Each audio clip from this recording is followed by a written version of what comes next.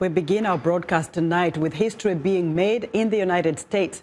The Democratic-majority U.S. House of Representatives voted to impeach President Donald Trump Wednesday night. Lawmakers passed charges he abused the power of the presidency to benefit himself politically by a 230 to 197 vote with one present. Charges Trump obstructed Congress' efforts to investigate him also passed by 229 to 198 votes with one present. The historic vote fell almost entirely along party lines. VOA congressional correspondent Catherine Gibson has more on the historic day from Capitol Hill. Donald Trump, now the third president in 230 years of U.S. history to be impeached by the U.S. House of Representatives. House Speaker Nancy Pelosi warning Democrats not to cheer the historic moment.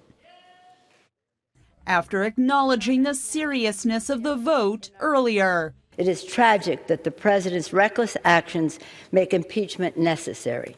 He gave us no choice. The vote ends the House's divisive 3-month investigation into the president that began with a whistleblower complaint alleging Trump held up nearly $400 million in congressionally approved military aid to Ukraine in return for a personal political favor from Ukraine's leader. To investigate political rival Joe Biden and his son Hunter, a move Democrats said endangered American democracy. In America, no one is above the law. Donald J. Trump sacrificed our national security in an effort to cheat in the next election.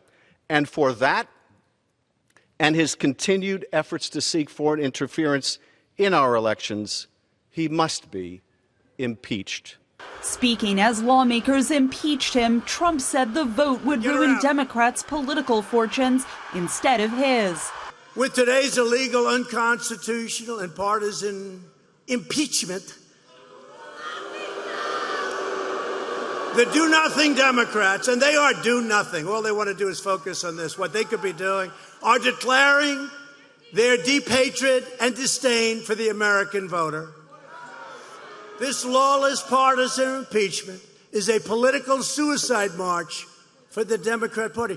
Every single House Republican remained loyal to the president, arguing Democrats were trying to invalidate the results of the 2016 election. They can't actually pin anything of factual basis on him. The president did nothing wrong in this issue. Polls show lawmakers aren't the only ones divided.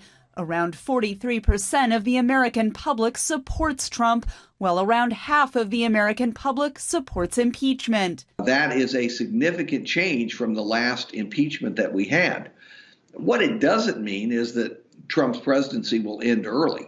We are so partisan now in the United States, and our polarization by party is so intense that really impeachment is not even a power anymore. It doesn't work.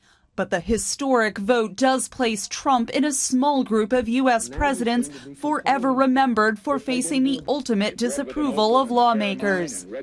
While Democrats' passage of articles of impeachment requires a trial of Trump in the Republican-majority Senate early next year, he will almost certainly be acquitted and stay in office. Republicans were never going to expel Trump, but it's a warning to President Trump. Whether he serves 1 more year as president or 5 more years as president, it's going to remind him of what can happen when you go too far. Despite the expectation Trump will remain in office, impeachment is a rare moment in U.S. political history and now a permanent mark on the record of President Trump. Catherine Gibson, VOA News, Capitol Hill.